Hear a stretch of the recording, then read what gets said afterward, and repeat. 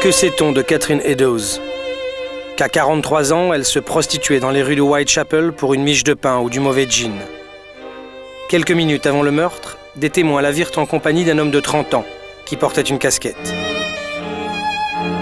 À 1h45, un policier faisant sa ronde découvrit son corps. Un corps mutilé. L'assassin s'en était surtout pris à son visage et son abdomen. Son utérus et un rein avaient disparu. Fait connu de tous les ripérologues.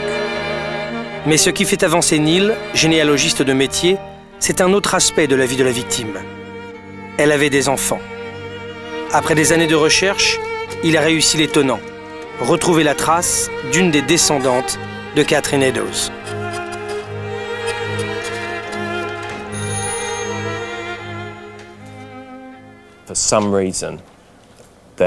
Pour des raisons que je ne connais pas, rien n'a été transmis à l'actuelle génération à propos de l'existence de cette relation. Et je pense que dans un certain sens, ça peut se comprendre qu'étant lié à une victime de Jack l'Éventreur qui décéda de cette manière, cela ait été passé sous silence. Des années.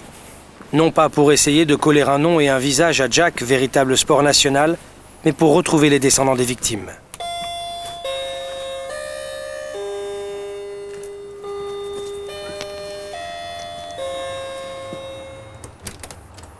Hi there. Neil.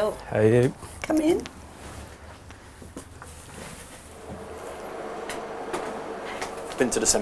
J'ai été au cimetière et j'ai vu la tombe. Ils ont mis une nouvelle plaque sur le sol. Lovely. Des années, pour finir par tomber sur un paradoxe, un de plus, dans le très étrange monde de la Reapermania. Cette histoire a engendré des milliers d'articles, livres, fictions, chansons, un affairisme énorme, pendant que les descendants des victimes étaient toujours dans l'ignorance. Connue dans le monde entier, cette affaire s'est conjuguée pour eux sur le mode de la honte, de celle qui fabrique si bien les secrets de famille. Il m'a tout raconté sur mon arrière-arrière-grand-mère. Ce qui m'a... La première fois que j'ai entendu tout ça, j'étais horrifiée, très triste et choquée. Encore maintenant, vous savez.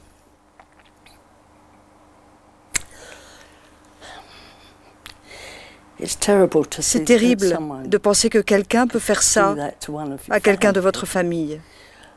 Mais il l'a fait. Et il n'aura pas le procès qu'il mérite, qui qu'il soit. On en revient toujours là. Qui était-il? Chers amis de reportage, pour cette dernière, nous aurions bien aimé vous donner un nom. Eh bien non. Finissons plutôt sur cette question autrement plus importante. Pourquoi Jack l'Éventreur et tous les autres oiseaux de malheur détraqués qui ont suivi en série fascinent autant les curieux humains que nous sommes? Je pense qu'avec la plupart des tueurs en série, quels qu'ils soient, la grande fascination vient du fait que la plupart des gens sont gentils, qui ne commettent pas de crimes. Et beaucoup de gens, une majorité de gens, ne peuvent pas comprendre comment quelqu'un peut commettre un crime. Ils ne peuvent pas comprendre comment quelqu'un pourrait violer quelqu'un, tuer quelqu'un, le torturer, etc. Ce qu'ils veulent faire, c'est savoir pourquoi. Pourquoi est-ce que cette personne est différente de moi? Pourquoi il y a quelque chose dans le cerveau de cette personne, dans sa constitution, qui est différent du mien? Et ça, c'est fascinant.